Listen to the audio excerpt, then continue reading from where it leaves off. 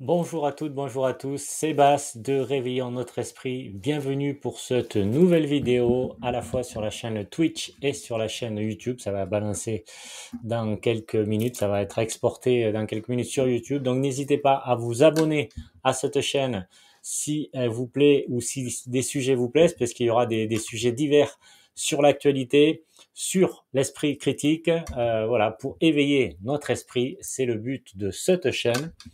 Donc aujourd'hui, on va parler des médias, du pouvoir, de la manipulation, du poids des médias. Donc forcément, ça, c'est encore une réflexion, hein, mais ça permet effectivement d'avoir l'esprit critique sur ce qu'on nous dit à l'information. On est dit c'est passé à la télé, oui, ok, mais c'est pas parce que c'est passé à la télé que c'est forcément avéré que c'est vrai. Il faut avoir du recul. Alors pourquoi moi je fais cette vidéo? Déjà parce que je suis un ancien journaliste et j'ai travaillé 12 ans dans les médias, en presse écrite. Donc je connais absolument totalement l'environnement des médias, je sais comment ça fonctionne. En plus, je me suis intéressé depuis des années à ce sujet. J'ai lu beaucoup de livres, j'ai parlé avec beaucoup de collègues journalistes. Et là, depuis à peu près 2 ans, j'ai des chaînes, je fais des chaînes YouTube et Twitch, un peu sur d'autres domaines, mais voilà, donc je suis toujours dans le monde des médias, je continue à converser avec certains journalistes.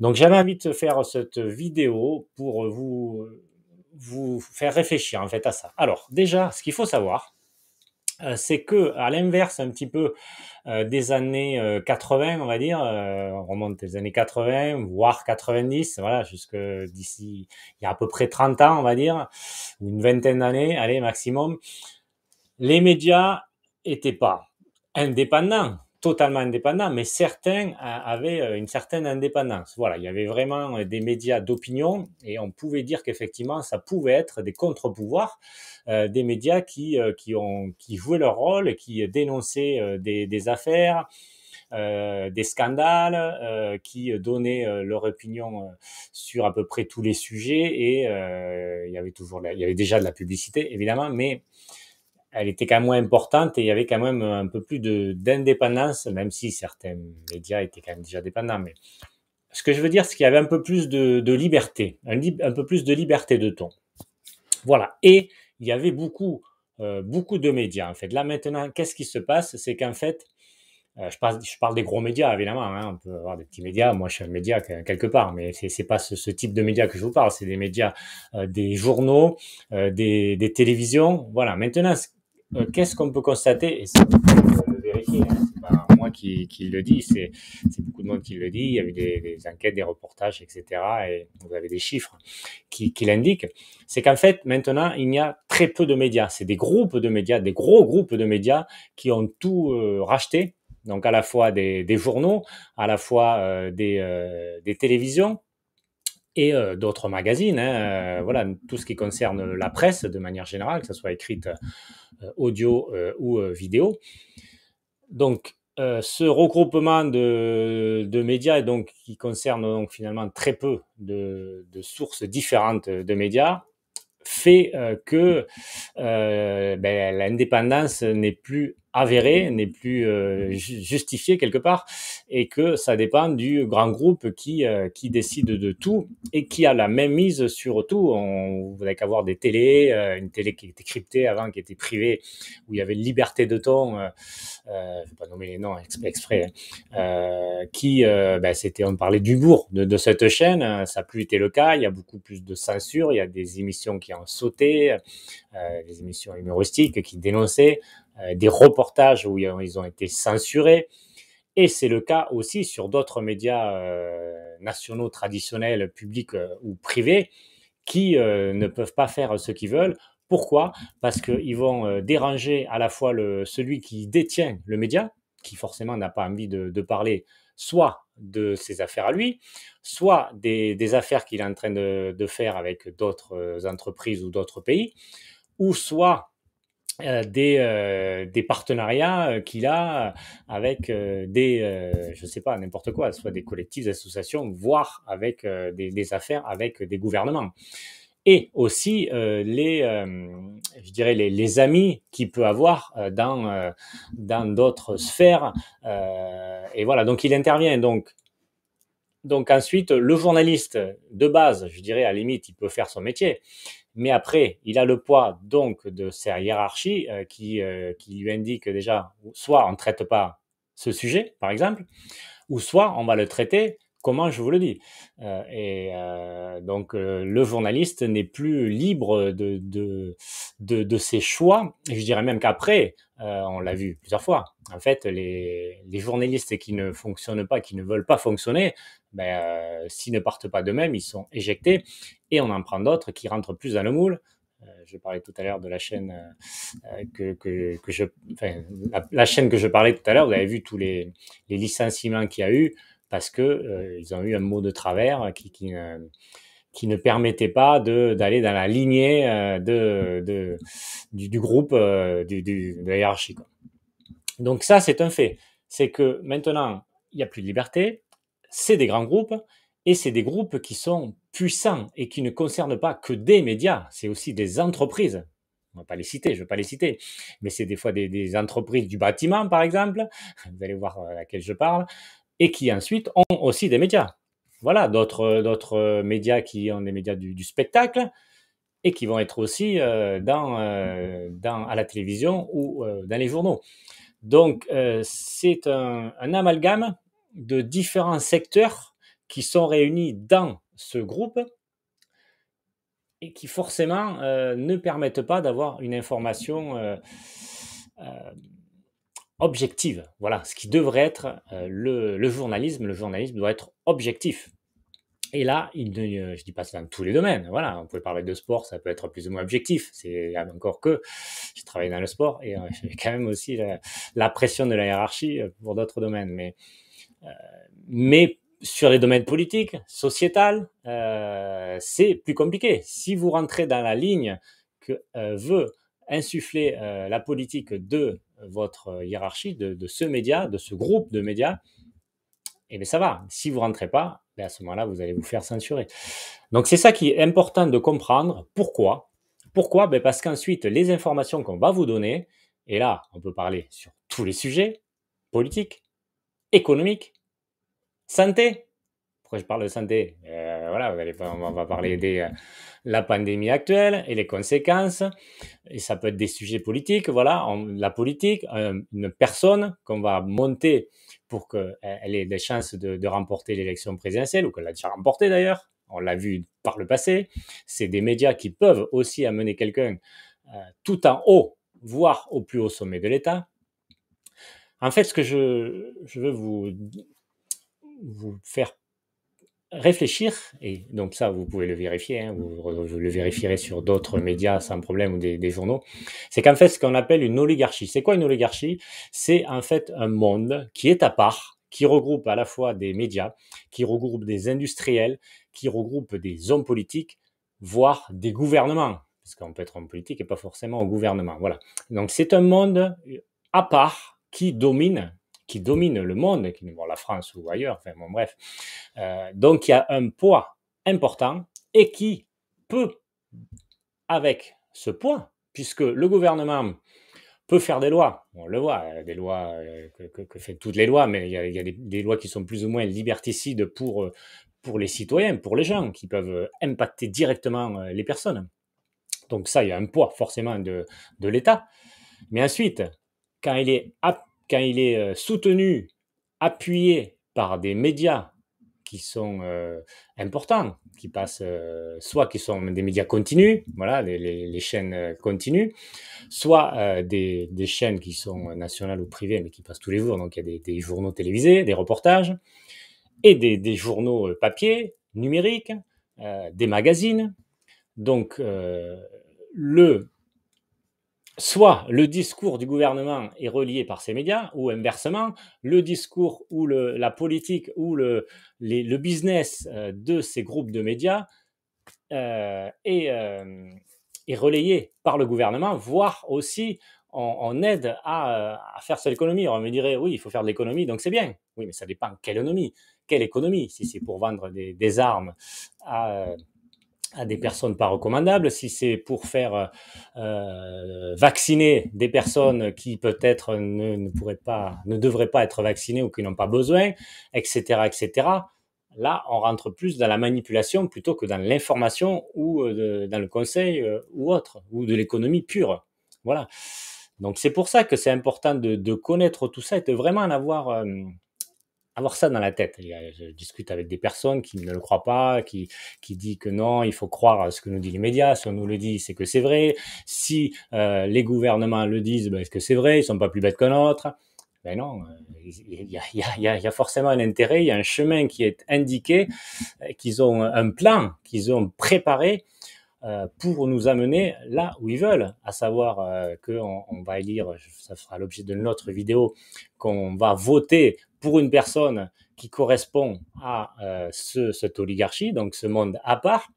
Voilà, c'est déjà arrivé dans l'histoire. Je ne vais pas vous citer les noms, mais vous retrouverez les noms, hein, des personnes qui font partie du même monde, soit des industriels, soit des médias, soit des grosses entreprises, soit des banques. Tout ça, c'est le même monde. Voilà, et qu'après, il y a une personne qui arrive d'un peu de nulle part, ou alors qui était déjà là, mais qui du coup a été propulsée par cette oligarchie, fait que forcément, on est manipulé. Et après, on croit que nous, c'est la personne idoine, ou ça peut être une personne qui n'est pas si mal que ça, mais en fait, on nous a téléguidés. Et je dirais même que ça va au-delà du vote. Vous pouvez voir la vidéo que je vous ai dit, que j'ai publiée la dernière fois, la vidéo numéro 2, où en fait on croit qu'on a le choix, mais on n'a pas le choix. On a toujours le choix. Attention, moi je vous dirais tout ça, c'est pour ça que je fais cette chaîne, c'est pour vous dire qu'on a toujours le choix. Donc même si on veut nous amener dans un chemin, on a toujours le choix de ne pas le dire. Mais si on n'est pas informé, c'est quand même beaucoup plus délicat, beaucoup plus difficile. Donc, que faire? Que faire pour sortir un petit peu de cette manipulation de masse, de ce poids hyper important, qui n'est plus un contre-pouvoir, mais l'allié du pouvoir. Et ben, voilà, enfin, les deux côtés, comme je l'ai dit tout à l'heure. Comment faire? Ben, il faut essayer de se dire que je ne vais pas prendre pour argent comptant ce qu'on m'indique dans les médias. Le mieux, c'est de ne pas écouter ces médias. Enfin, moi, ce que je fais depuis vraiment plusieurs mois, voire plusieurs années. Ou alors quelques brèves s'il y a comment dire, un événement important qui peut être décalé, pas de l'actualité, mais où voilà, je parle des attentats ou d'autres, ou enfin, une actualité joyeuse. Ben, bon, voilà, il va pas y avoir, il peut toujours d'ailleurs avoir de manipulation, mais bon, on peut être plus écouté, mais de manière générale, n'écoutez pas ces médias. On sait qu'on va nous manipuler, qu'on va essayer soit de nous vendre des choses, soit de nous vendre des hommes politiques, ou etc., ou parler en bien d'entreprises qui font plutôt du mal dans le monde, quoi. Je ne vais pas dire exprès les choses pour pas trop dénoncer, quoi. Enfin, pas faire de la diffamation non plus. Donc voilà, donc on doit sortir de ce média de masse qui gouverne tout. Et puis des fois, ils ont plusieurs chaînes, ils ont plusieurs médias. Voilà, on croit qu'en fait, on va zapper, ou alors on va changer de journal, et finalement, on va avoir une autre information, mais c'est la même. Il y a plusieurs journaux qui appartiennent au même groupe, les mêmes médias. Donc, c'est là où c'est difficile. Ensuite, attention, il y a aussi des médias, vous les reconnaîtrez aussi, qui ont une ligne politique affirmée. D'ailleurs, qui prennent des rédacteurs en chef, des journalistes d'anciens magazines qui étaient vraiment d'un côté très clair au niveau politique, et qu'ensuite ça passe dans des médias à la télévision, donc avec comment on appelle ça, des éditorialistes, voilà, qui vont donc affirmer ce qu'ils pensent, quoi. Voilà, la ligne qu'ils veulent, la ligne politique où ils veulent aller. Et donc, avec cet appui de cette chaîne, ils vont pouvoir faire passer leur message et voir aller plus haut. Je ne vais pas citer le nom, vous le reconnaîtrez, qui peut peut-être être candidat aux élections présidentielles, en plus faire un bon score. C'est totalement, on est totalement là-dedans, quoi. On est totalement manipulé, quoi. Et alors forcément, quand on nous matraque, on écoute, et si on met ces chaînes-là On parle des chaînes, mais c'est les journaux, c'est pareil. On a peut-être un peu plus de recul parce que bon, voilà, parce on est passif face à un écran. Mais à ce moment-là, d'être matraqué et de ne pas réfléchir, de ne pas voir autre chose, eh on va adhérer finalement à force le discours qu'on nous assène, on va l'incorporer et on va l'appréhender et après on va même peut-être le diffuser. Enfin, en tout cas, la manipulation aura opéré. Donc forcément, pour éviter tout ça, il faut sortir de tout ça, il faut sortir de ces médias-là, il faut chercher une autre information plus indépendante. Et c'est compliqué, mais maintenant, avec l'explosion des réseaux sociaux, des chaînes, on peut trouver des personnes qui sont indépendantes, qui arrivent à produire de l'information en dehors de ces médias. Il y a certains journaux, par exemple, certains magazines, bon, après c'est plus compliqué forcément, qui n'ont pas de publicité, par exemple. Donc, quand ils n'ont pas de publicité, ben forcément, ils n'ont pas le poids de cet annonceur. Vous n'allez pas dénoncer un scandale, des affaires un peu louches de cet annonceur qui vous donne l'argent. C'est logique. Et quand en plus c'est votre patron, encore moins. Voilà, donc quand vous n'avez pas cette hiérarchie ou alors à côté ces annonceurs, ben forcément c'est beaucoup plus facile de faire de l'information indépendante. Et encore que, on le voit sur le pass sanitaire, sur le Covid, que même des médias qui sont indépendants vont quand même parler de la pensée dominante. Vous vous rendez compte? Pourquoi? Parce que c'est le même monde quand même. C'est ça où c'est compliqué. C'est qu'en fait, certains médias qui peuvent être indépendants de ces gros groupes font partie de cette oligarchie, comme je dis, de grands groupes, de médias, d'industriels, de banques, de banquiers, de politiques, et peut-être d'autres, hein, qui, après, des fois, se réunissent aussi dans des endroits un petit peu obscurs. Voilà. Je ne vais pas en dire plus. Voilà, c'est à vous aussi de faire votre propre recherche par rapport à ce que je dis, parce qu'il y a des choses que je ne peux pas dire non plus. Je n'ai pas envie d'avoir un procès en diffamation.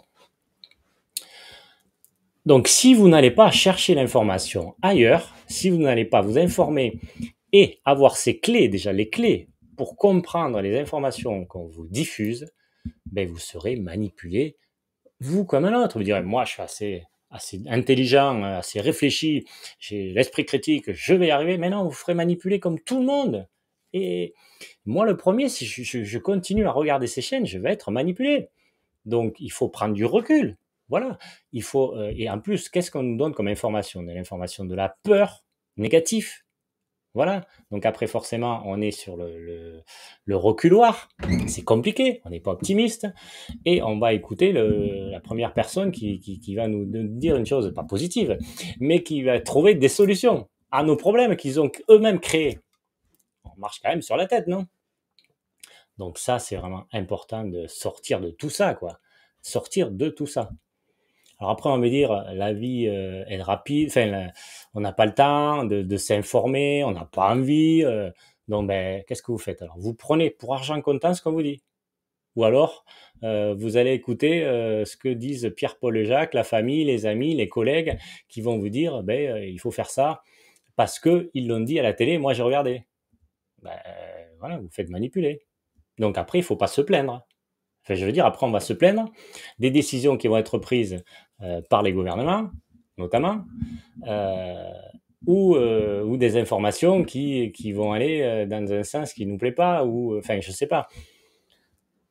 Je ne dis pas qu'il ne faut pas se plaindre et être critique, c'est pas ce que je veux dire, mais si on tend la main et qu'on nous la broie et qu'on nous la mange, ben, au bout d'un moment, on va la perdre la main, hein, on ne va pas la récupérer.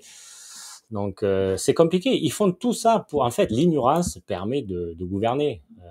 On le dit, diviser pour mieux régner, ça c'est une chose, mais aussi de mettre dans l'ignorance les personnes, soit par la publicité, par le divertissement, par l'information à outrance.